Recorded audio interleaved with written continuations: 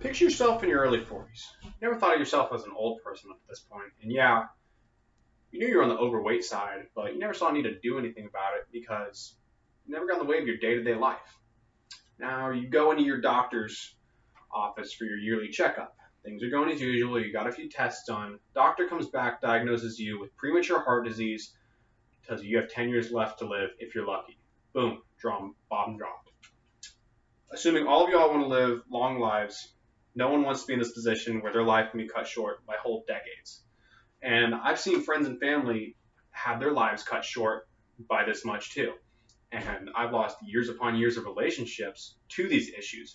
That's kind of what sparked my initial desire to get more knowledge about this topic. So over the next few minutes, I'll show you why it is imperative to begin looking after your health as soon as possible.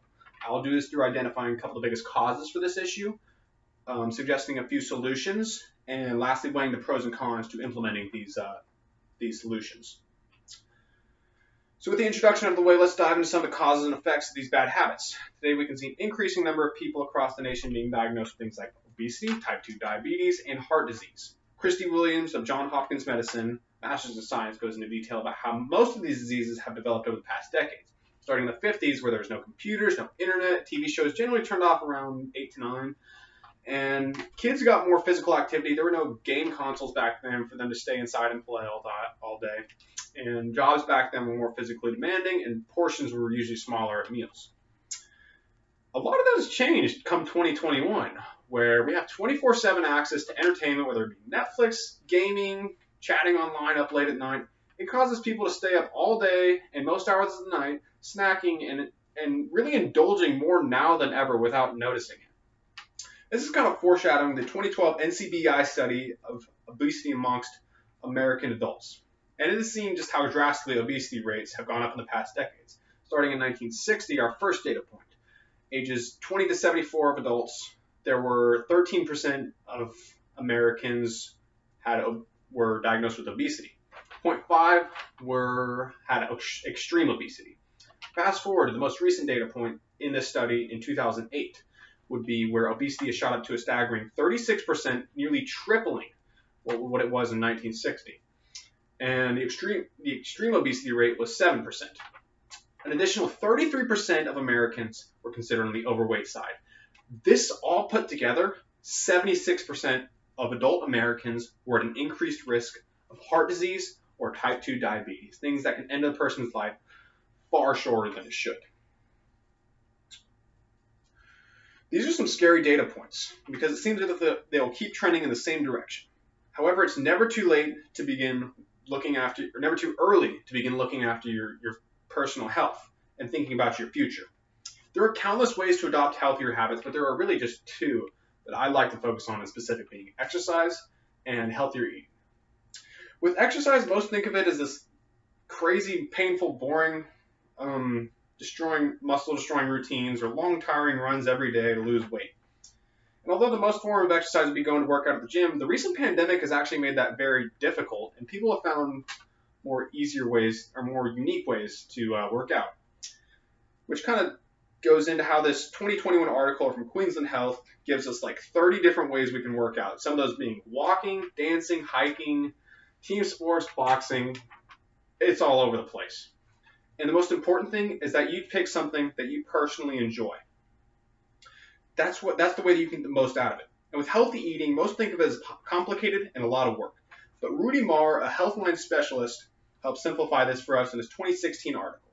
The article breaks down different things and how they work, such as calorie intake, micro and macronutrients, and really how to get the most out of them. And another very helpful thing he does is he provides a basic list of foods to avoid most of the time and another list of foods to really incorporate into your diet more so. A good example would be avoiding sugary beverages and fried foods, obviously, like those two are no foods, as we learned in elementary school. But incorporating things like eggs, which have a great combination of nutrients and proteins. So now that we can see that exercise can be enjoyable, and healthy eating doesn't have to be this long, complicated process of going through all the ingredients of all the items you buy at the store, I'd now like to address a few of the possible negative side effects from adopting these behaviors. A question you may have is, wouldn't a healthy lifestyle like this be really expensive? Like, I'm a college student. Like, I didn't got money for that. And although it seems like that at first, Jem Collins provides some great solutions in her 2020 article, ranging from the use of free sports facilities to changing up your routines and using like how-to videos on YouTube for like working out. All free stuff, free ways to get physically active and pretty fun.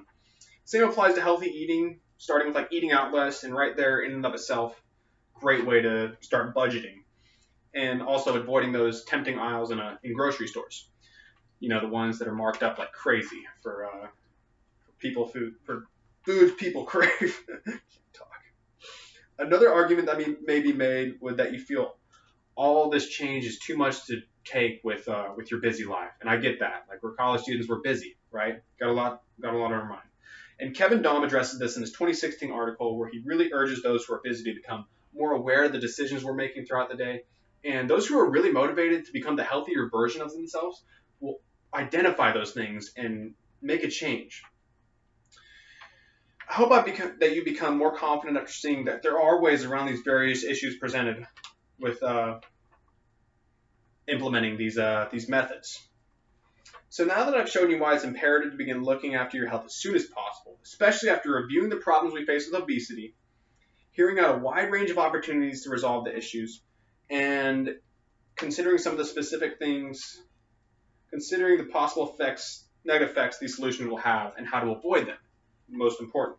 The only thing I ask that you start with something specific today. It can be anything, whether it be signing up for a gym membership, committing to a workout plan at home, like cutting out fast food, just anything that you can commit to become a healthier version of yourself and consider the future you have. Thank you very much.